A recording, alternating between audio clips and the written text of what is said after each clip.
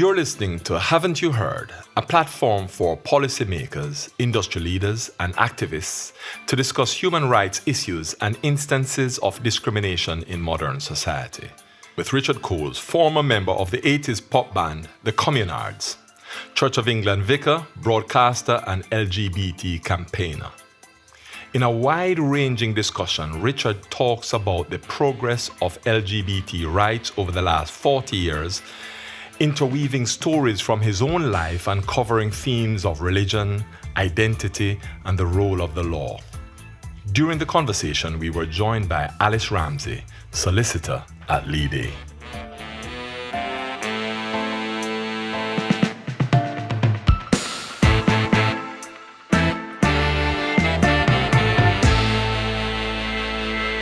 I mean, it's unusual for me as someone who has spent, I'm 56 now, 56, and I came to London in 1980 as an 18-year-old and then spent the next 20 years as an activist in LGBT plus issues.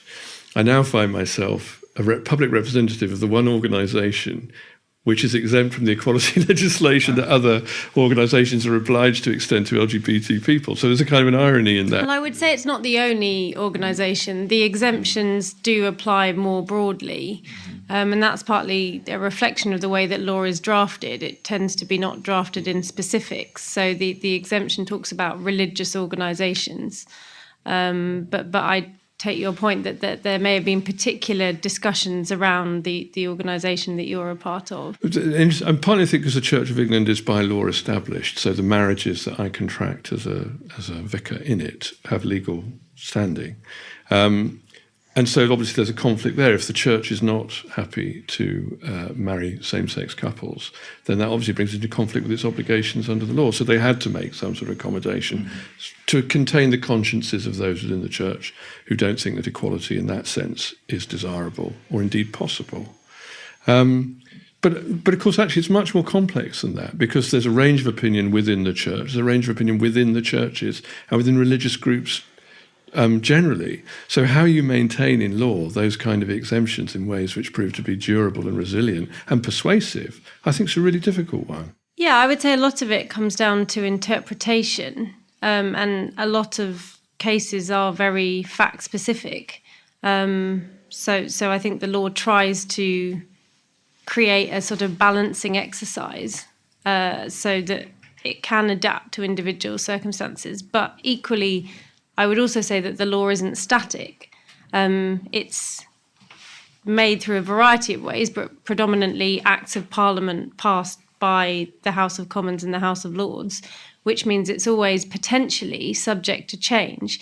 And as you said, you will have seen a lot in the years that you've been an activist, how you may have in the past had laws that were very sort of not tolerant of different ways of living, and those have been happily got rid of.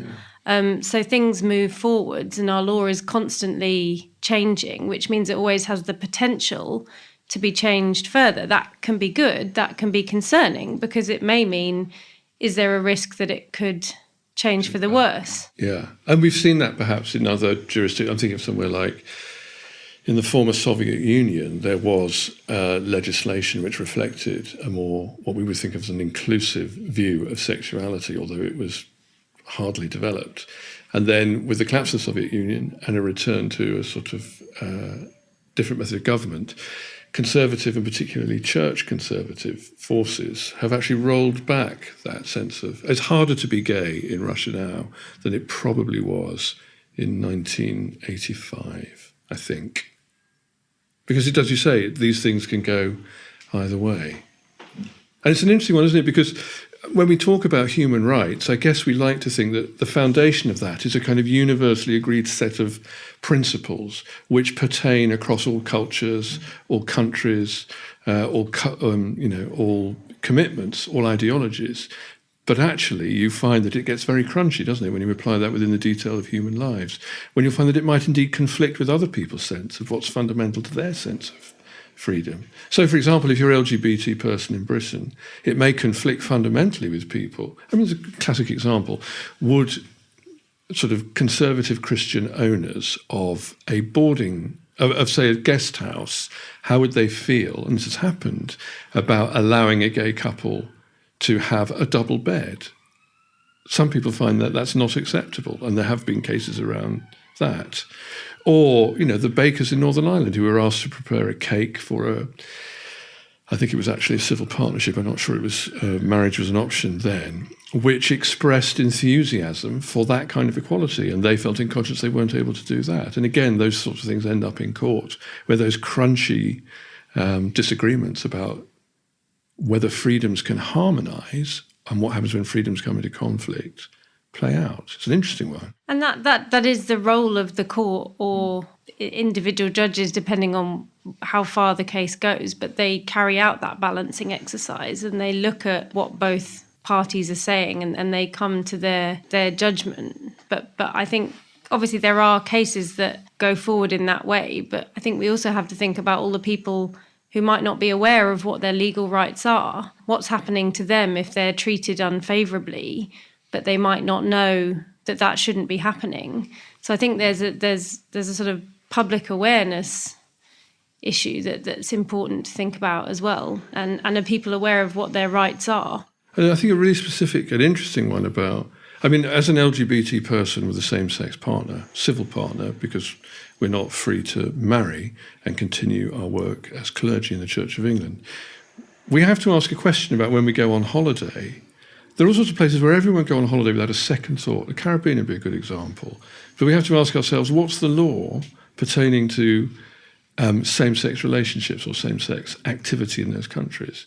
And it's very surprising how many places, Commonwealth countries in particular, which to a large extent share the same kind of basic body of law as with us, how often that does conflict, in fact. How resistant some cultures are to that equality, which many of us here, I hate to say take for granted because that implies a sort of nonchalance about it, but have got used to. And are you given any support by the government, for example, any guidance on where there might be an issue to travel to? It's a really interesting one. It's a question you always ask the travel agent, and there are websites you can go to which will give you a kind of measure of how LGBT friendly a particular jurisdiction may be. But it's interesting, there are lots of places in countries where a very strict and conservative Islamic law might apply, which doesn't seem to extend to tourist areas. So, for example, you could go as a same-sex couple and stay in the Maldives and be untroubled by a legal system which, in fact, is quite hostile towards the reality about your life. It's very inconsistent. And it tells you something, I think, about how human rights, as much as we want them to be this kind of universal value, are in fact very much determined by particularities, place and circumstance in history, and so on. But the other thing to say about that is, there was a time when I think the churches would have been exempted for preaching gospels of exclusion on the grounds of race. That was not remarkable 50 years ago. And yet I think that battle has been not only won, but consolidated now. I can't think of a single church of any standing, certainly not one with any international standing, that would still hold to that. It's become an unthinkable thing. And it seems a no-brainer that to exclude people on the grounds of race is simply inconsistent with the fundamentals. Do you think, looking forward, some of the exemptions that we currently see in law will be changed? I think they'll have to, partly because whenever a politician says, we have arranged a triple lock for this, what that tells you is how fragile that is, if you see what I mean. I think in places like this where more and more people are less and less bothered by same-sex couples doing same-sex stuff, it simply becomes ridiculous and then unthinkable that you would discriminate in that kind of way. But then I worked in Uganda for a while, about 10 years ago. And in Uganda, I've never lived in a place where there's more active hostility towards same-sex people. I remember being at a do, it was a big church do, and I hadn't been there very long. And there were some Ugandan priests who came and we were talking. These issues were live in the Anglican Communion at the time. And one priest said, what do you think about homosexuality in the church? And with a certain measure of discretion, but also truthfully, I've said, well, it's not really an issue for me. went down like a lead balloon, and everybody just kind of looked and moved away, apart from one older priest who wasn't freaked out by that. And he said to me, "You have to understand, you can't say things like that." And I said, "Why?" And he said, "There is no homosexuality in Africa." I said, "All right." And then the church drama group came on. And you know what? I think there is homosexuality in Africa. It's just the 1950s. Like there is everywhere. Like there is everywhere. But culturally, it's not something that's easy to admit or identify. Yeah. And yet, to anyone who's been through that, you would recognize immediately certain consistent patterns of identity and behavior and the necessities of concealment, because you're not going to come out in a culture where to do so would invite persecution and often violence and even death. Yeah. But it is interesting about, what you say about some of the from Commonwealth countries, for example, and where they got their values from, because all those values, that cultural and religious values, were set in place by England itself. Yeah. So there are two things happening. One is there's a continuum of that values in some of these countries, but also there are also amazing strides being made in some of these countries for campaign for the equality and the rights of the LGBT community that is not immediately visible. And oftentimes what is being reflected is a sort of an image of how these countries are. But once you get there, you will see that it's far more advanced. And of course, we need to bear in mind that here in England as well, there are still some atrocious attitudes towards the LGBT community. And you're right. I mean, the trouble is, with issues like this, it's very easy to lapse into caricature. Yeah. So the opposition become boneheaded, moronic, kind of thoughtless idiots. Mm-hmm. And those on your side are kind of uniquely empowered with insight and reflectiveness and, kind of connection to reality. And of course, the problem is kind of nuance gets lost in polemic. And I know this as someone who's been heavily engaged with activism for a very long time, how difficult it is to sustain a sense of nuance, which is, of course, where the interesting stuff happens, when you're armed for battle, when you're actually fighting the fight. And for us, at first that was about a demand that our identity get recognised and valued. And then when HIV and AIDS came along, it was really a matter of life and death too. So that sends you into battle absolutely gung-ho. Nobody went into battle more gung-ho than that generation of activists, I think. But doing that means that you become deaf and blind, I think, to subtle change, to nuance, and also to the complexity and the fullness of the opposition. And that's an interesting one. Yeah, and our legal system in some ways reflects that, in the sense that we have what's known as an adversarial system. Right. So in terms of winning your case or proving that your arguments are successful is done in terms of being opposed to the other party's arguments. It's not necessarily, as you say, a case that everybody sits around and thinks through what the issues are. It is by nature, as I said, adversarial. And as you were saying, that can require a degree of... It's forgive armor. me, yeah. Yeah, I mean, it's interesting. And of course, from an activist point of view, when that works for you, hurrah, the law is a champion, the law is the guarantee of liberty. When it works against you, boo, the law is reactionary, the law is, a protector of the status quo. It's interesting. And that can be tough, because you might not win your legal case, but that might be because based on the facts or the evidence, it wasn't sufficient to meet that legal test. Yeah. But that doesn't necessarily mean that what happened to you was right. Yeah. It's just that you perhaps weren't able to show or to persuade the court or tribunal that you should be successful. And also, the court or tribunal has to reflect where one right conflicts with another right. And that always happens, whereas a polemicist is not really interested in doing that.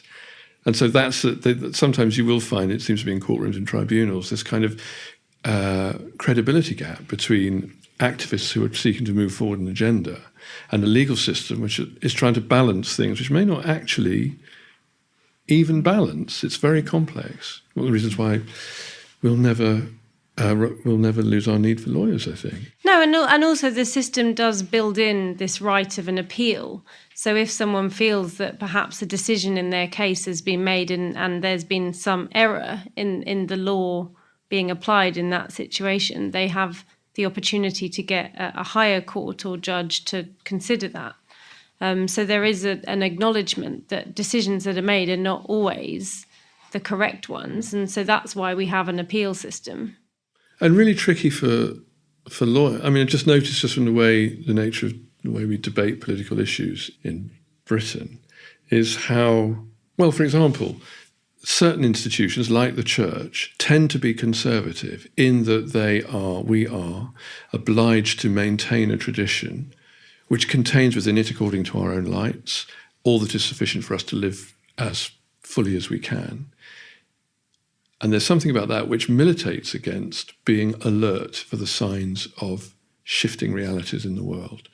So lots of people go out and live their lives, and the sum of that is all of a sudden the status quo begins to be you have a critical angle to the status quo, and that's something which is the fruit of living like that on the front line. Churches tend to be really, really slow to respond to that. And I think probably legal systems do too, because there is this, and also we've been going a long time, and there's an enormous body of work and thought and practice and doctrine, whatever, which lies behind you. So change is something which doesn't happen at the same rate. And I think the difference in that rate can again create a tension. And what happens when the law is not enough? So, for example, we have, in the case of South Africa, I think South Africa has one of the most progressive constitutions in the world on protecting the rights of LGBT community. Yeah. But you will find in areas of South Africa a sort of very negative attitudes, even though it has the greatest constitution. And even in countries like, I know Jamaica, former prime minister campaigned on the promise to get rid of Buggery laws, but there are still attitudes in various pockets of the community. Yeah. So when the law gives guarantees, how do we, sort of go beyond the areas of the legal community to just general attitudes and cultural attitudes to deal with some of those? It's such a difficult thing, because I think sexuality could produce visceral reactions in people. And I think really it's because it threatens a sense of power, where power rests in society, with whom power rests in society. Sexuality can be very subversive of that. And I think when that happens, when people's sense of their own power and their place in the world and what holds that together is threatened, then that can produce very unpredictable and sometimes quite violent reactions. And that's different from thinking your way through the arguments, you see what I mean? Mm-hmm. And that's another reason where I think the law is so important, is it does provide a forum in which you can stand at a distance from that intensely felt, passionately held conviction, which conflicts perhaps, in a forum where the arguments can be adduced from that and tested against each other. It's not quite saying that the law is passionless, because I know it isn't. I know there are lots of lawyers who believe passionately in what they're doing, but there's something in the way that it grinds slow and grinds exceeding small, to coin a phrase, that I think can rescue a bit from some of the more volatile stuff that can happen on the ground, as it were. I think also awareness of the law. So, for example, the context of education, and particularly, as you were saying, when there was so much opposition to Section 28, education is the place where people, when they're young, are taught about the diversity and the breadth of human experience in the world. And education is subject to equality law. And so that's a very good place for people to become familiar with what their rights and obligations are regarding treating each other as equals. It's a really interesting one. We have a Church of England primary school attached to my parish. So it's within the kind of, under the aegis of the Church of England, and is consistent with the Church of England principles and everything. And yet it's absolutely fully committed to LGBT equality. So if any child in that school, we're talking about primary age children, were to use the word gay in an insulting way, that would be challenged, and there would be a discussion about that. And the person responsible for the diversity stuff, LGBT stuff like that, is me, the vicar, who's at the same time the representative of the organisation which denies full equality. So that tells you something about the slightly Alice in Wonderland moment that we inhabit right now. Yeah. So it's there a conflict for you here then, Alice, in terms of the resistance to this change, this human rights for all, from organizations like the church who gets an exemption, and on the other hand, this push for education, as you say, so that everybody is aware about protecting the rights of all, and the gap that happens right there in the middle in terms of the confusion, say, for a child who at church is told homosexuals will burn in hell, and the education system that seeks to say you're not meant to discriminate against anybody. Does that leave the kind of a split personality within individuals and organizations, really? And I mean, that perhaps reflects the way that there are exemptions in the law in terms of what's permissible and what's not permissible, and education, and when people are providing services, you can't discriminate on the grounds of a person's sexual orientation. In the context of work, for example, working as a minister in an organised religion would still come under the sort of umbrella of work. There are those specific exemptions. So that might be one reason why there might be that conflict that you're saying. But as I say, I don't think the law is something that is necessarily static or will always be as it is. And we do have the ability to essentially ask our elected leaders if we think that there are aspects of the law that are problematic, or to see whether there's a political will to look again at those issues. Everybody can write to their member of parliament. There are various representatives that have responsibility in those areas. So it might not feel that easy to bring about change, but the mechanisms should be there for people to have their voices heard. And that does apply to both sides. I think the law at the moment is a patch, actually. There's a sort of tear in the fabric that happened by the Parliament coming to a mind that it was time to move towards equality, and yet at the same time to just try to kind of make that bearable, doable, thinkable for those interested bodies that weren't able to do that. So they kind of patched it. My sense is that provided we continue in what I would think of as a forward direction, in the interest of equality, then the need for that patch will diminish. And one day everyone will just think, what were we all so upset about? But Alice, you reminded us at the beginning of this discussion that things can go backwards as well as forwards. And the notion that the law is always kind of unequivocally forward progress towards the broad sunlit uplands of freedom and equality is not the case. You look at what's happening in places like Hungary or Poland, Eastern European nations.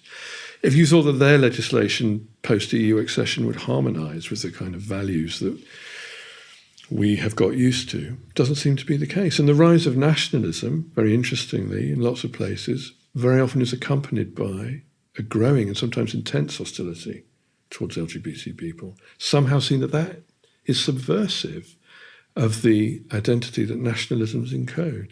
Yeah, and currently our place in the world is subject to various sort of aspects of international law. That's not my main area of expertise, but for example, the European Convention on Human Rights that does determine the human rights that we have here, that has very clear protection for the right to a respect for a private and family life. But certainly it would be very concerning if that protection was no longer there. I think one of the concerns for me would be in a post-Brexit Britain or England, post-Brexit England and Wales, say, if there were more political energy, in a move towards a more kind of nationalist and conservative view of things, that you might see those laws being unpicked or superseded by laws which were less generous, less inclusive. Hard to imagine that now, because we live in a world where perhaps we take equalities for granted. But I suspect it need not always be the case.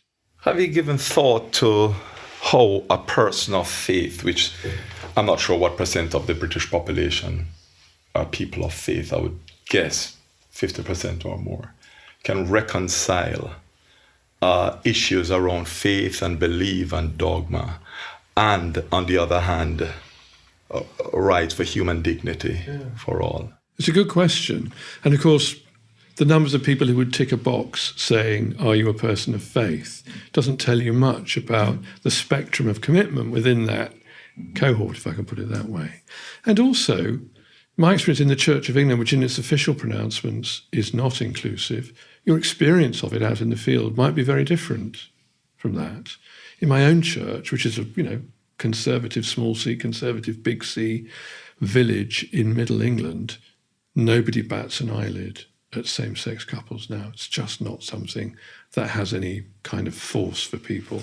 They've just got used to it. And so lots of people would come to church and imagine themselves to be, and think of themselves honestly as kind of faithful traditionalist Anglicans who bat not an eyelid at having a vicar who's hitched to another vicar of the same sex in the pulpit. Well, not at the same time. That would perhaps be a little bit too much to ask.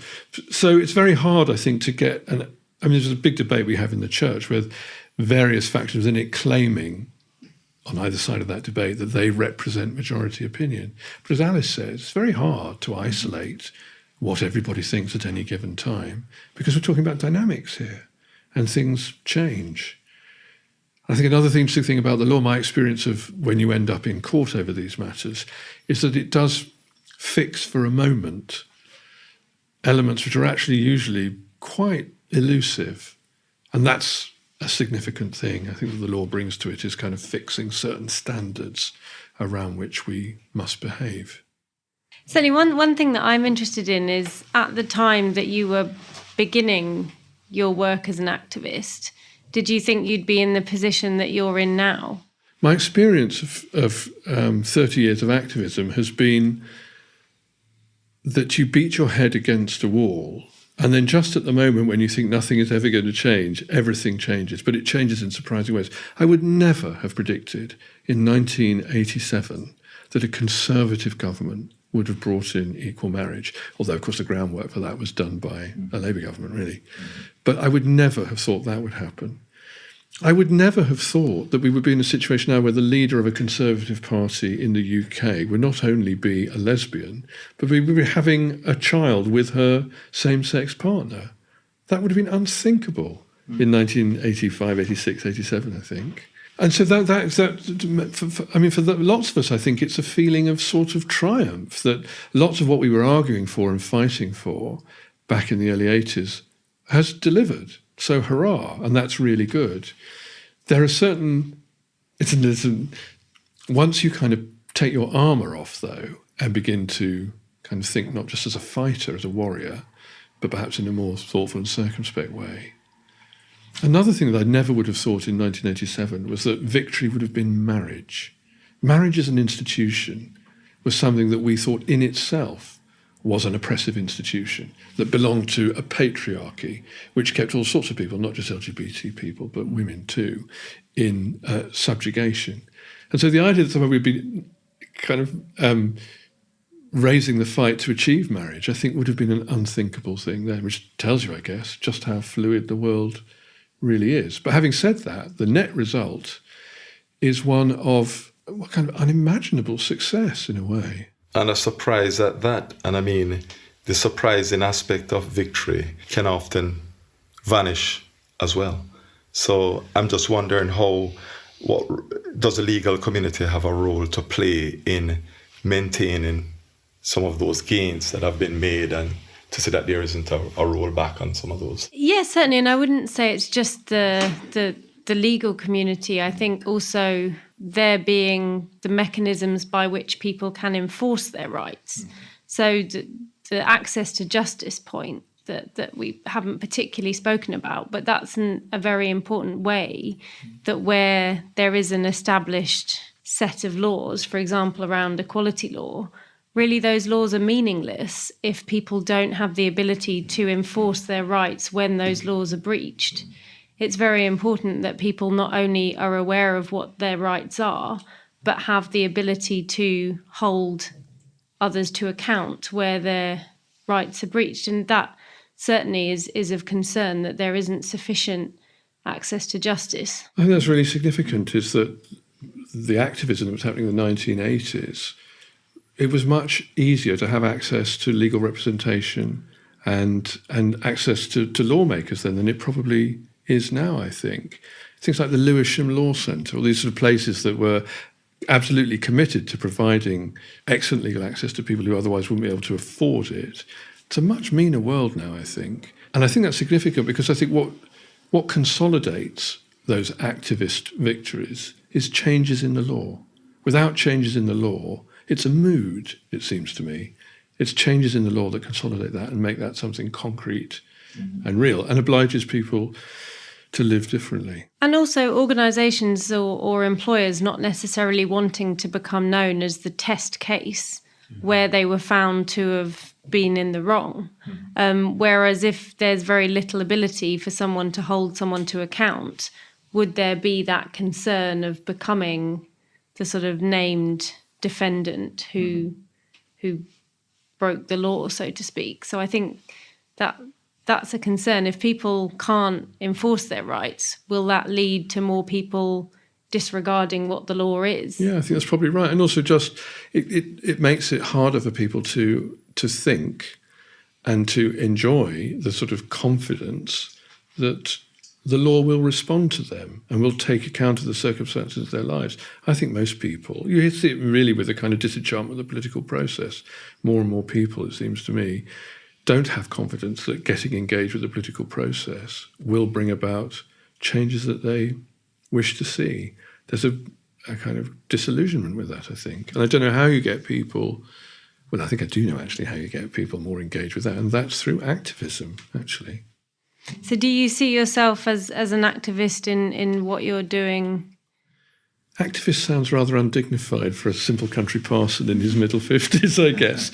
But no, I mean, the reason why I'm a priest in the Church of England is because I have always consistently, passionately believed that there are certain inalienable dignities that adhere in all human beings. It's fundamental to my reading of the Christian gospel, something which has hugely informed the evolution of laws in the West, I suppose, or wherever Christendom prevailed.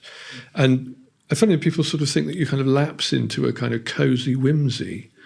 You know, I'm a vicar on Radio 4. I don't really need any more whimsy than I've already got that comes with that. But that implies that somehow you're sort of disengaged from hard realities. It's not about that at all. It's the radicalism of it that keeps me captivated by it. And the insistence that, you know, no matter how difficult it is, no matter how beyond your energies it might seem to be, that absolute, non-negotiable insistence on the inalienable human dignity of all people stands.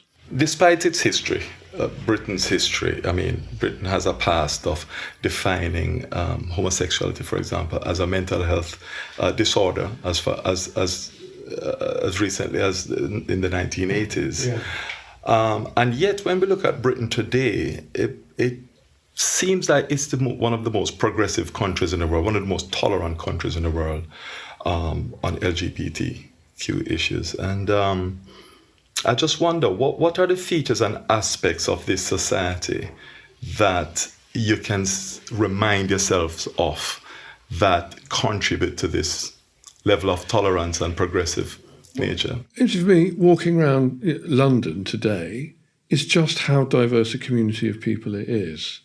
And I think, you know, it's interesting. We've been talking about Enoch Powell recently, 50 years after the Rivers of Blood speech. I haven't thought about that speech in 30 years. But I heard it again and read it again. And clearly he got that completely wrong. The idea that the effect of mass immigration was going to be kind of armed conflict in the street between black people and white people clearly got that. What I see much more and more is a society more and more at ease with itself across ethnic distinctions. It's just not, even in my parish where we are 98% white, I should think, those families who live among us who come from a different places are fully integrated into our world in a way that just seems to be unremarkable. It's just a thing. That's not to deny that racism isn't real and live. And I notice in myself as an English white man in his 50s, still now I find myself once in a while, I hate to admit this, but it's true, discovering a little surge of something in me which comes from a place which is not fully absorbed. Yeah. The kind of lessons of equality, I think. But that's because I'm the product of my age and background and circumstance, all the rest of it. All of these things. But it changes. And I notice it at our primary school. I was talking to a kid about another kid. He was trying to talk about his friend, and I said, "Oh, who's your friend?" And he said the name, and then I couldn't think who it was. And then I asked him to describe his friend, and about fifth in his list of description was "he's black." Just wasn't significant. Whereas to me, it would be perhaps the first thing I noticed about that kid is that he was black. It wasn't significant to this other kid. And I'm not sure if that tells you something about kids, or which I hope it tells you something about how we've moved, and that the significance of skin colour is different now from how it used to be. I don't know, what's your experience? Well, my experience is that Britain is certainly one of the most, London, I should probably say London is probably one of the most diverse societies I've ever lived in or visited. And I think that has great strength to it. And I think actually it is the diversity itself, I think, that pushes forward, and people refuse to be silent. We live in an environment now where we have the sort of horrendous and disgusting illegal removal of the Windrush generation. Yeah. And we've seen that before under Queen Elizabeth I, where she said that there were too many blacks within the realm, and they need to leave and they need to be expelled. Ethnic cleansing. And British people stood up then, as they do now. And when I say British people, I mean black, white, Asian, people of all different cultures, to say no to injustice. And I think that the voice of the government is not necessarily the voice of the people and of a diverse community. And I think without diversity, we are completely lost. The trouble is that governments, particularly in the nature of our parliamentary democracy, sometimes become enslaved to minority opinions. And I think we're in a situation like that at the moment, where you see a government which, of the necessity to create parliamentary majorities, finds itself cleaving much more to opinion which I think is actually at the edge of things rather than edge of things, outdated Daily Mail thinking. And I've literally heard publicly parliamentarians say that they came up with good policy, workable policies that they dared not implement because of how the Daily Mail might respond, which tells you a lot about the thinking of that minority, catering to a minority, a fringe sort of thinking, and it often is a very negative, deleterious sort of thinking. It reminds us also, Alice, doesn't it, that you can go backwards as well as forwards. Certainly, yes, absolutely, yes. Question is, are we going back? At this moment that we're in, I'd be very interested what you think, Alice, in terms of, are we on the cusp of this kind of pre-Brexit of going backwards, or are we going forwards? And that's a huge... I mean, I'm optimistic about it. Mm-hmm. I think there's a sort of political convulsion about that at the moment, and it doesn't represent the kind of breadth and depth of people's acceptance now of a more diverse society. Walk down a street, what we eat, who our friends are, the music we listen to, the people we associate with, the books we read, the television we watch. That's the reality of Britain, it seems to me. And that is one which is so much more diverse than the Britain I grew up in. And I don't simply mean that there are kind of stock characters in soap operas who fulfil the wishes of liberals, if you see what I mean. I think it's simply a reality. Yeah. And when real people engage with each other in the real world, all things being equal, provided that's not under kind of pressures which are intolerable, they tend to kind of get on. I'm sure if you look at demographics, you'll see evidence of that too. I'm sure the numbers will tell you that. I just know my own experience of friends of mine who have formed relationships with people of different ethnic backgrounds, whose own sexual history has been one that's indeterminate, I suppose. That's nothing unusual. Same-sex couples who bring up children without anyone batting an eyelid at that. Couples, the configuration of modern families is so different from how it was when I was growing up. And that seems to me to be for the good. But I think we are in a time of uncertainty in terms of we don't quite know what our legal system will exactly look like in 2-3 years' time, depending on what happens. It's alarming to hear that from a lawyer. Yes. I was hoping you would know. Well, I mean, it's not something I'm involved with. That depends between the UK and the EU. It's not. I don't. There may be people who know, but at the moment, it's not immediately clear. I mean, I suppose one of my anxieties, and I don't know anything about this at all, would be if so much of what we've been talking about has been based on a European Convention of Human Rights, once we detach ourselves from that body, to what extent... Well, we're not, as far as I'm aware, there's no commitment or intention for the UK to leave the European Convention on Human Rights. It's a separate thing entirely to the European Union, which is what the the sort of focus is on. So there should be no removal of those protections. But it would give encouragement to those who think we should withdraw from the European Convention on Human Rights. I mean, that might be true. And certainly for those who feel strongly about keeping those rights, it's important to focus on that as a possibility and a threat. I would agree. And as you say, the fact that we've had protection for a long time, it's important to recognise the benefits that it brings and to safeguard that. Yeah, I'm totally with you, Alice, on this. I'd like to be more optimistic about where we are now, but the fact is that just last week, the human rights inspector from the United Nations did her report and found that there's been a spike in essentially intolerance to race and religion in this country post-Brexit. And you're right that Brexit is it's not a value per se, but it's how people interpret it. And there is an awful lot of fear, especially if you're a person of color, of how people are now responding to difference and diversity, stupid people. And that can sort of get into the zeitgeist somehow. And, it becomes an issue for some people. Yeah. I mean, not everybody, but some people will definitely feel the questions. What are you doing here? When are you going back? That sort of thing. I mean, see, for me as the vicar of the parish, I know there are lots of people who are enthusiastically in favour of Brexit, who would not be, to use a horrible word much available at the moment, gammon. You know what I mean? The kind of red-faced, shouty, crypto-fascist that is the sort of cliche of the kind of Brexit dialogue. I know lots of people who are pro-Brexit who do not conform to that stereotype at all, and would be horrified and angry at the accusation of racism or other kinds of prejudice. But there is something, when people start waving Union Jacks and standing to attention when that happens, and talking in misty and romantic terms about an idealised past, that makes me really concerned.